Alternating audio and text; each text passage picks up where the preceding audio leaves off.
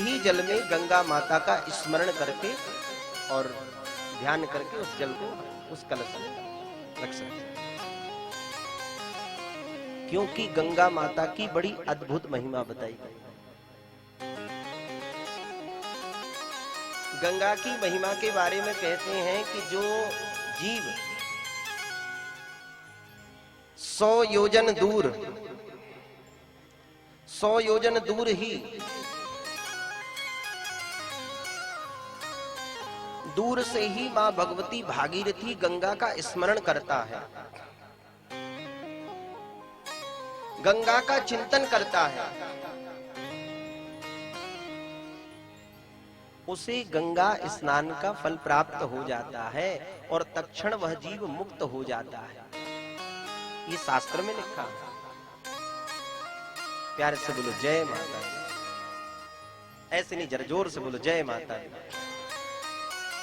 गंगा गंगेति यो ब्रूयात् योजनानां सतेरपि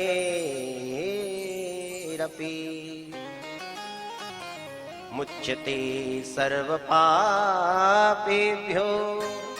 विष्णुलोकं स गच्छति। जो जीव 100 योजन दूर से ही मां भगवती भागीरथी पतित पावनी गंगा का स्मरण करता है, मुच्यते सर्व पापेभ्यो विष्णुलोकम स गच्छति, वह जीव मुक्त होकर के विष्णुलोक का अधिकारी हो जाता है। ऐसी गंगा की महिमा के बारे में कथा स्मरण आती है।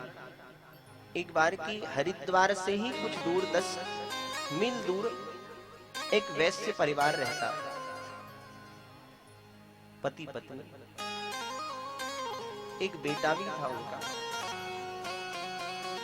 तो एक दिन वैश्य परिवार ने सोचा चलो पास में ही मां भगवती भागीरथी है, गंगा है, स्नान करके आना चाहिए। साथ में अपने पुरोहित, कुल पुरोहित पंडित जी को साथ में लेकर के गए। गंगा जी के स्नान के लिए जैसे ही आगे बढ़े तो कुछ दूर गंगा माता थी, उसके कुछ दूर ही उन्होंने स्थान पर निवास बनाया, पर्णकुटी बनाई, वहां पर रुके, ठहरे। अर्धरात्रि का समय था। अचानक पंडित जी को लघु शंका इत्यादि के लिए, नित्य क्रिया के लिए जाना पड़ा। रात्रि के समय 2 बज रहे हैं। ब्राह्मण देवता उठ करके जैसे ही उस पर्णकुटी के पीछे में गए तो क्या देखा कि एक तेज प्रकाश दिखाई दे रहा। रात्रि के समय कुछ नगाड़े बज रहे हैं, कुछ बैंड बज रहा है, कुछ बाजे बज रहे हैं। बड़े हंसी खुशी वहां पर लोग हंसी खुशी मना रहे हैं और कुछ भोजन भी परोसा जा रहा है। पंडित जी को बड़ा आश्चर्य हुआ कि दिन रात्रि का समय है, घोर अंधकार हो रहा है और ये प्रकाश कैसा, ये भोजन की पंगत कैसी, ये ढोल नगाड़े की आवाज कैसी। कौतुक बस पंडित जी उस प्रकाश, उस भोजन पंक्ति में जो लोग भोजन कर रहे थे उनके पास में गए। मैं आप लोगों से निवेदन करूं कि कथा में बैठने की एक पद्धति होती है। देखो, हम जो पैर सामने रख करके फैला करके बैठते हैं उसमें भागवत जी का अपमान होता है, व्यास जी का। इसलिए कथा सुनने हम बैठे तो एकदम मेरुदंड सीधा करके महाराज सावधान होकर के कथा सुनना चाहिए, तब कथा। अस्तु।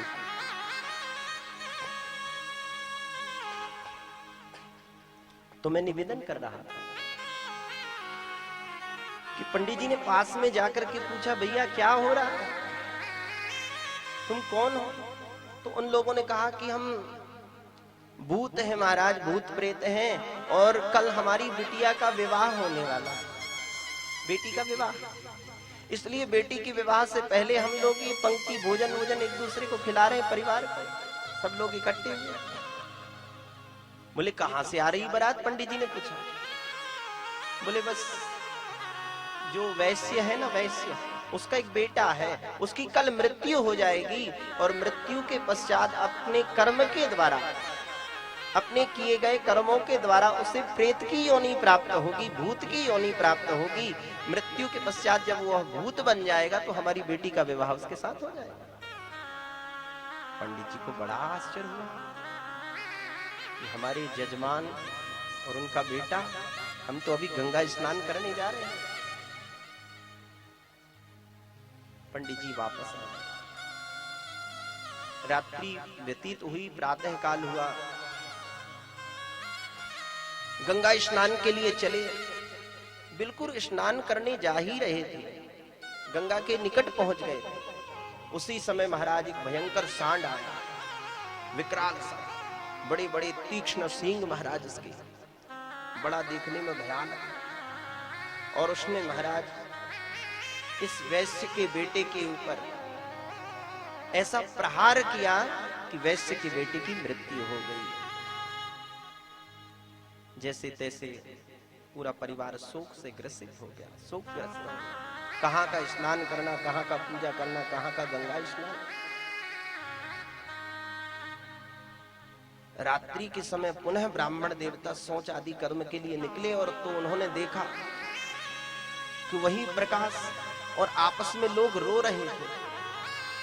पास में जाकर के कहने लगे, पंडित जी भैया तुम रो क्यों रहे हो? कल तो बड़े प्रसन्न थे, तुम्हारे घर में पंक्ति हो रही थी, भोजन पंक्ति हो रही थी, तुम बोल रहे थे कि हमारी बेटी का विवाह होने वाला है और कल विवाह हो जाएगा।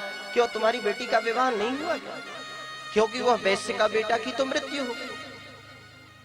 और भूत प्रेत रोने लगे और कहने लगे मृत्यु तो हो गई, परंतु एक गड़बड़ी हो गई। कर्म तो उसका ऐसा ही था कि उसे प्रेत योनि प्राप्त होना था, परंतु जिस सांड के द्वारा उसकी मृत्यु हुई, उस सांड के सींग में मां भगवती भागीरथी की रज,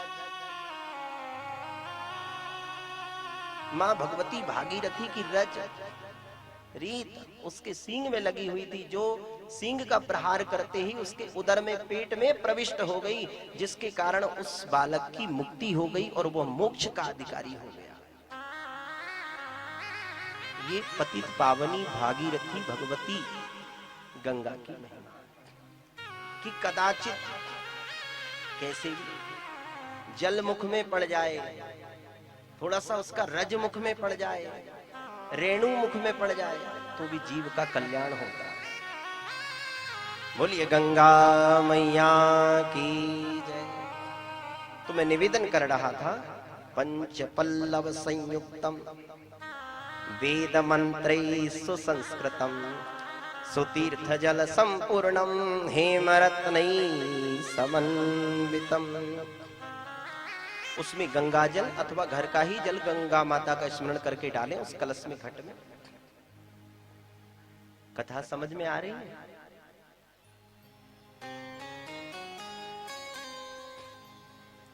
और उसमें एक हेमरत्नै समन्वितम, यहां पर तो लिखा हेमरत्न, यानी सोने का सिक्का डाला।